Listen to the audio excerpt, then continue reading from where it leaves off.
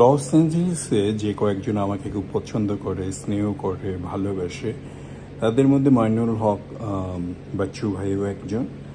আর তবে ওনার একটা সমস্যা আছে, সেটা উনি আমাকে খুব খুব বুদ্ধিমান ভাবে, যেটা আমি না। কিন্তু তারপরেও উনি আমাকে বড় বড় কঠিন কঠিন অনুষ্ঠানে বড় বড় ভাষা বলে অনেক কথা বলে। তো এই মামদানির ভোটের আগে প্রচার করার জন্য ডেমোক্রেটিক পার্টি ওনারা করেন। শামীম ভাই, বাচ্চু ভাই বহলতে বলিয়াতে আমাকে আমন্ত্রণ তো করেই, আমি যাইও, আমি কিছু কিছু পোস্টও করি, যদিও আমি ডেমোক্রেটিক না। কিন্তু আপনারা যদি বলেন যে হ্যাঁ কেন না, তাহলে আমার কোনো উত্তর নাই। আমি রিপাবলিকান। তো যাই হোক, এখন কথা হচ্ছে আপনারা আমার সাথে থাকুন। আমি মান্দানিকে নিয়ে বাচ্চু ভাইকে নিয়ে লস অ্যাঞ্জেলেসের ডেমোক্রেটিক পার্টি নিয়ে একটা ভিডিও করছি।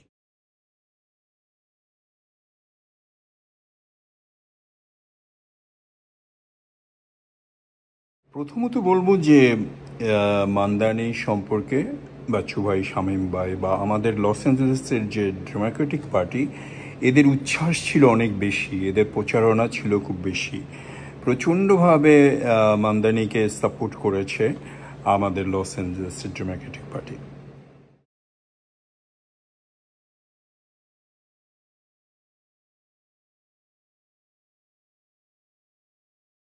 তিক্ততা ছড়িয়ে রাখবেন এরকম একটা আগ্রহ ছিল পৃথিবীর, আগ্রহ ছিল অনেকের।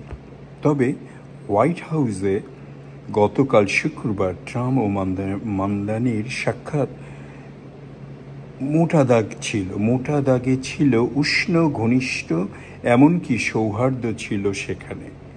এমনকি তা তাদের শারীরিক ভাষাতেও প্রকাশ পেয়েছে।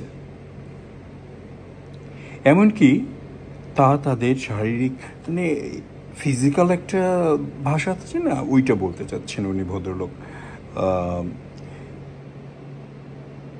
জোহরান মামদানি বাম ঘেঁষা ডেমোক্রেটিক, জোহরান মামদানি বাম ঘেঁষা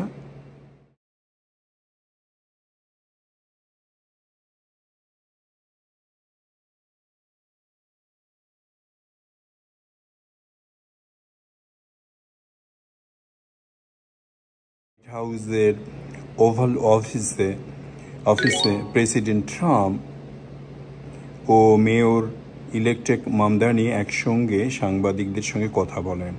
সাংবাদিকদের সঙ্গে আলাপকালে প্রেসিডেন্ট ডোনাল্ড ট্রাম্প ও মেয়র ইলেকটেক মামদানি প্রশংসায় পঞ্চমুখ ছিলেন। নবনির্বাচিত মেয়র জোহরান মামদানি বলেন, আশা করি প্রেসিডেন্টের সাথে আলোচনা নিউ ইয়র্কবাসীদের জন্য ইতিবাচক পরিবর্তন আনবে।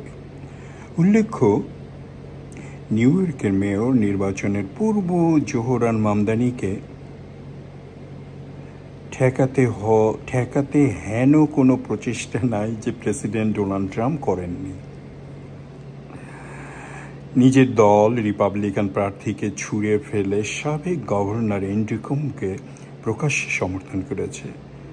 তবে নির্বাচনে মামদানি জয়ী হওয়ার পর সকল বৈরতা পেরিয়ে 21শে নভেম্বর সেখানে। আমার কথা হচ্ছে যে আমরা আমাদের দেশের যদি এরকম করতে পারি, এরকম মানে অন্য দলের, কিন্তু এইখান থেকে যে একটা শিক্ষণীয় আছে, এখান থেকে শিখে আমাদের জীবনে বা আমাদের দেশে, আমাদের বাংলাদেশে যদি আমরা এটাকে অ্যাপ্লাই করতে পারি, তাহলেই আমাদের সত্যিকার অর্থে সোনার বাংলাই হয়ে উঠবে।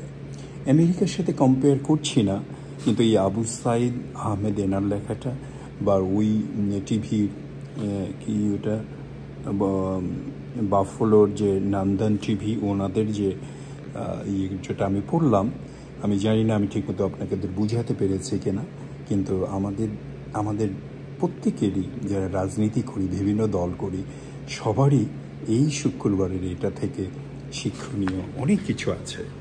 তো আপনারা যদি আমার ভিডিওটা দেখেন আমি খুব খুশি হব, আর কমেন্ট করবেন, জানাবেন। আমি রাজনীতির ব্যাপারে খুব অভিজ্ঞ সম্পন্ন না, আমি দিলে রাখি বাংলাদেশ, ভালোবাসি America. Khaja Mortuz from California.